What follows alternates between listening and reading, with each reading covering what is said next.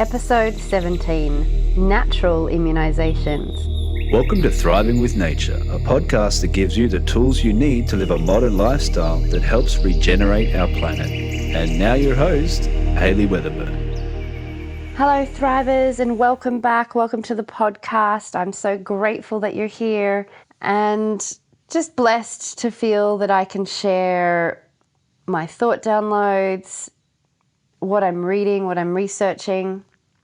And as some of you know, I'm really passionate about how the body can heal itself naturally, how nature itself is part of us. We are nature. And if we align with the force of nature, we will live a healthy, strong, happy life, in my opinion. And so something I'm reading at the moment is by Dr. Josh Axe called Eat Dirt.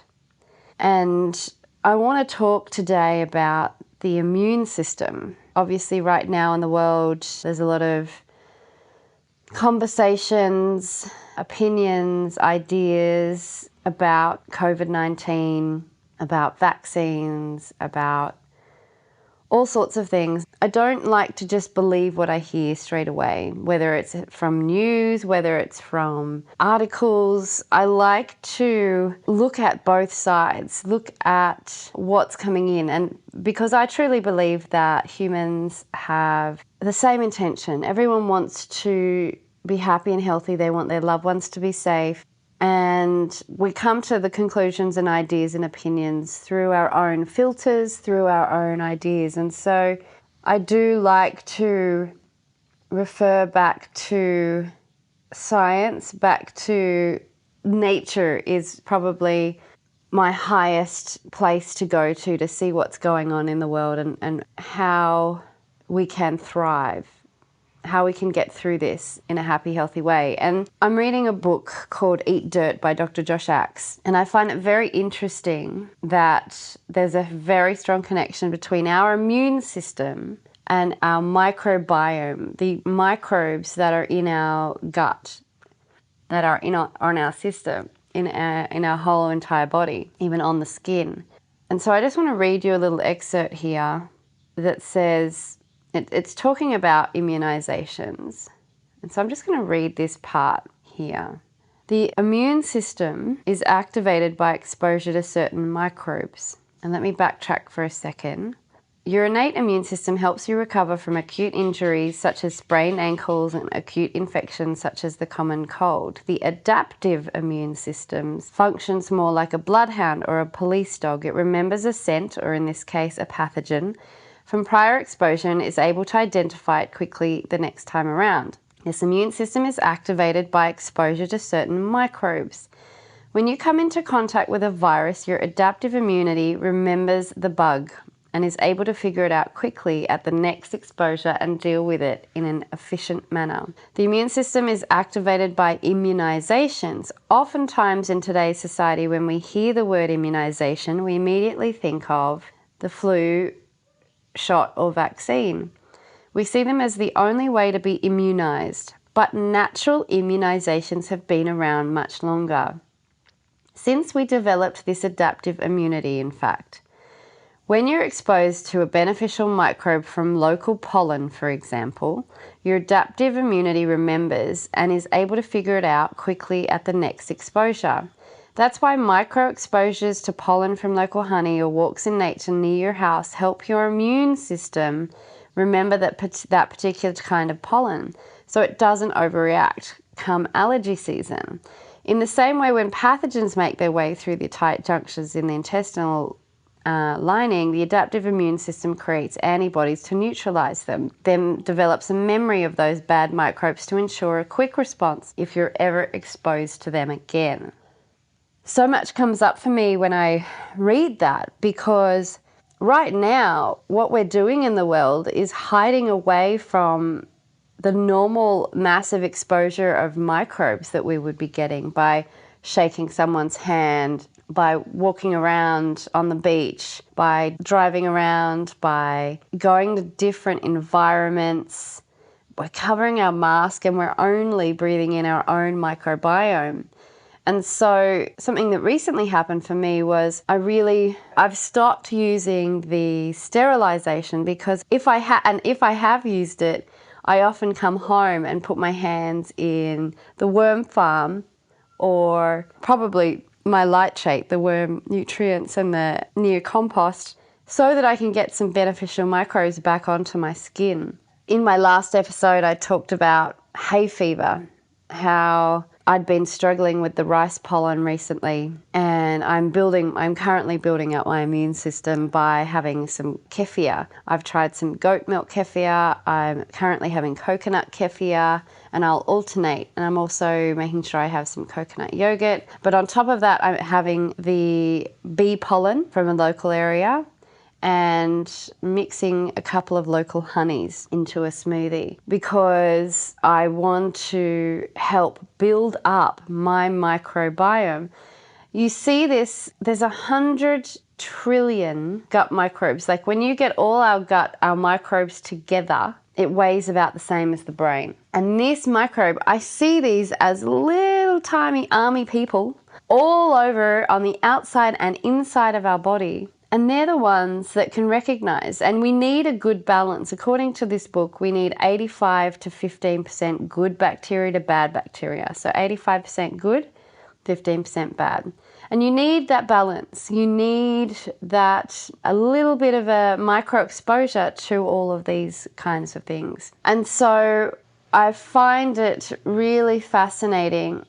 I'm curious in the fact that we're becoming very dependent on the idea of us to be fixed by a drug, rather than focus on building our own immune system and therefore preparing ourselves. And a lot of the people that are the most vulnerable right now are those with not immune deficiencies, but immunosensitive, there's a word, apologies, right at the tip of my tongue. I saw that, when the word comes right past your tongue, I will think of it in a moment. But the whole idea is, right now, we should be doing everything in our possibility to build our immune system, to build our micro army, let's call it. Not disinfecting. That disinfectant that we use, the 99.9%, kills that 85% and leaves that 1% of bad bacteria. Bad or good, either way, it's killing 99.9% of the bacteria around that we normally have beautiful exposure to. So what's going to happen if you are and there's a lot of evidence that comes out showing that the more sterile our environment, you become more sensitive to what's going on out in the world, rather than having a balance. So rather than using the the disinfectants and all those kind of things, yes, in a surgery environment, when you're being opened up, you don't want to be exposed to certain things. There are good places to have this idea of sterilization. However, what will help build your immune system is making sure you're getting a massive diversity or exposure to a diverse array of microbes. So that's the first step, is getting out in nature and breathing in. Dr. Zach Bush MD, he talks about, I love his Insta stories when he talks about the microbiome, breathe in microbiome. So get out in nature as much as you can and breathe, and without a mask, breathing in the new areas, touch the plants, because on the plants there's a microbiome. Get in and start building your garden, because the soil microbes. In fact, Dr. Josh Axe, in his book Eat Dirt, he talks about, let's literally eat dirt. Let me quote him here. As we've discussed, soil-based organisms support gut health and immune response. Why exactly? In the plant world, soil-based organisms help plants grow. Without their protection, otherwise healthy plants become malnourished and are susceptible to disease or contamination by fungi, yeasts, molds, and candida. Just as plants grow best in healthy soil teeming with highly active microorganisms, you too need these organisms to live a long, healthy life. More than 800 studies exist in the scientific literature that reference soil-based organisms. Their common denominator is that they link soil-based organisms to successfully treating a wide variety of health conditions, including allergies, asthmas, irritable bowel syndrome, ulcerative colitis, flatulence, nausea, indigestion, malabsorption, nutrient deficiency, autoimmune disease, inflammatory disease, bacterial, fungal, and viral infections. And he goes on about his conversation about the fact that leaky gut is connected to our immune system, to the microbes. Leaky gut, which causes a lot of diseases. There's other, Dr. Mark Hyman, Zach Bush MD, they all talk about this connection of the breakdown of our gut system, our leaky gut, leading to many of the other diseases. And so the best thing you can do right now is to be building a garden. And this segues nicely to what I am looking at building is the living supplement garden. And I'm currently going to be launching this project that I would love for you all to become involved with. For those that really, this sings to you, there's something about what I'm saying here about we can heal ourselves naturally. Our body can heal ourselves naturally. What we need to do is support the microbes that helps heal us. Just as in a garden, it's not about raising plants. It's about how do I support the microbes who build the plants. We don't need to do the work. We just need to nourish our microbiomes. So, living supplement garden, which I've talked about in a few episodes here on the Thriving with Nature podcast, it is about building a living supplement garden where you get your toes into the dirt. You actually rinse off and wash the toxins into the garden, and the garden will read that and grow the nutrients that you need, but also the microbes that you need to protect itself. So, and then you're going to eat directly from this living supplement garden. So not only is it going to be about the nutrients, but it's going to be about the microbes. This is the hypothesis, and this is where I feel really aligns. The more I'm learning about the microbiome, about our immune system, about how we are healthy, how the soil is healthy, I'm seeing a very big correlation and this hypothesis to be true. But what I'm going to need is people like yourselves who are interested to join the journey here with Thriving with Nature on building the case studies of the living supplement garden. So I've completed the first stage of building the box.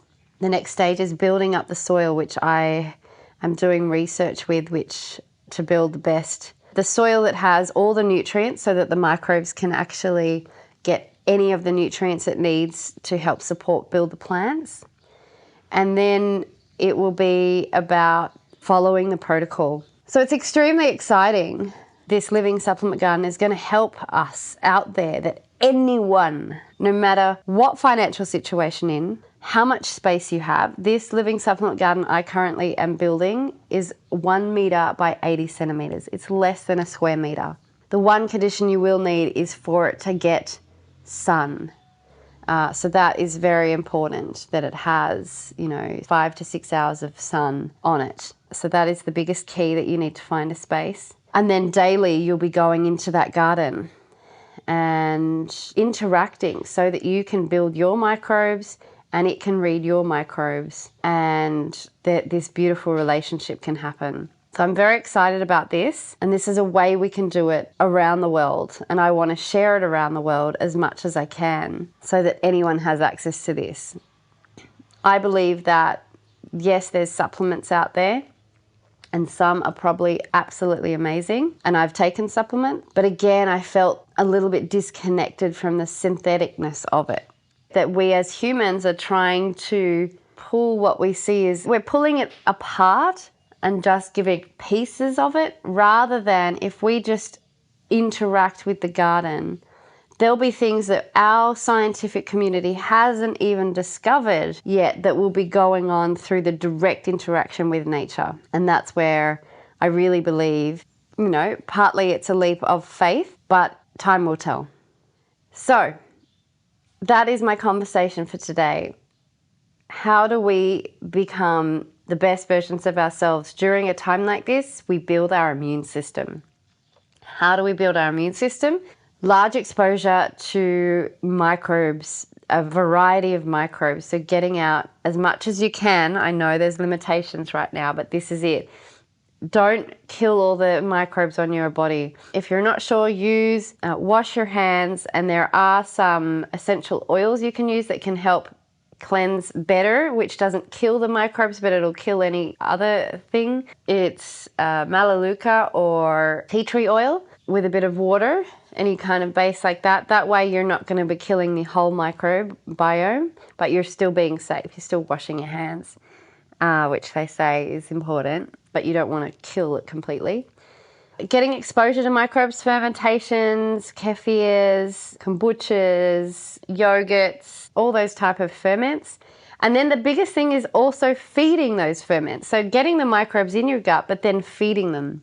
And the best way to feed them is through vegetables, through fiber, fruit and vegetables. So at the moment, I'm drinking a coconut kefir, and then I'm eating a massive plate of a diverse rich of different greens, tomatoes, cucumbers, a bit of basil from my own garden, and I'm not washing that because I know that there's microbes in there as well.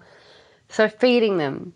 You have to feed your garden of microbes inside. Build it so you have a big diversity, and then feed it constantly. And that will eat life, to feed life, to be alive. Anyway, that is my episode for this week. Thank you so much for listening. I look forward to having you on this journey. Don't forget to hit subscribe, and have a beautiful day. Hey, if you enjoyed listening to my podcast, remember to subscribe to hear more.